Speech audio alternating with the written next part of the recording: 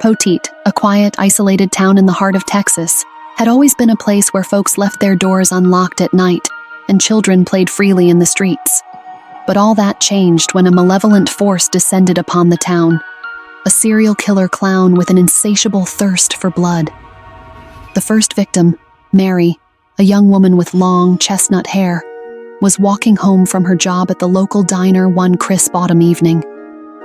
The moon hung low in the sky, casting eerie shadows across the deserted streets. She heard a faint sound, like the eerie chime of a carnival tune. Mary turned, and her heart leaped to her throat.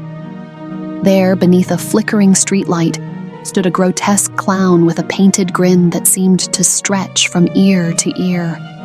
His eyes gleamed with madness as he approached, clutching a rusty, blood-stained knife.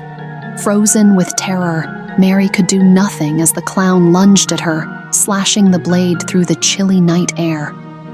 The laughter that accompanied the attack sent shivers down her spine.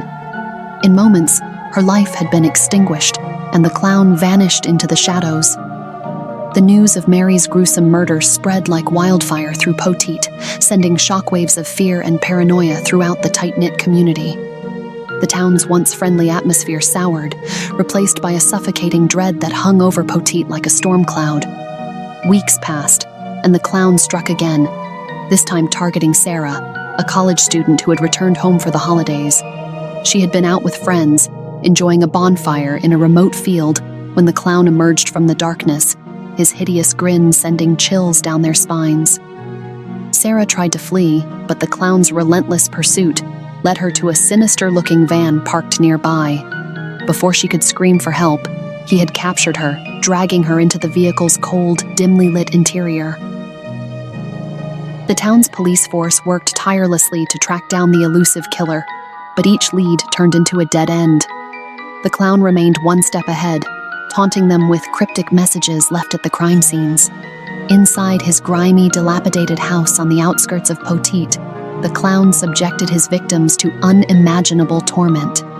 He reveled in their suffering, their muffled screams echoing through the house's decaying walls. The police, no closer to finding him, could only watch as the town was consumed by fear and despair.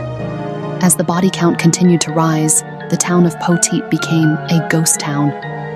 Residents locked themselves inside their homes, their once trusting neighbors viewed with suspicion. The local economy crumbled as businesses shuttered, and the town's spirit withered. The clown, hidden behind his painted mask and the dark secrets of his house, remained at large, the grinning terror of Poteet.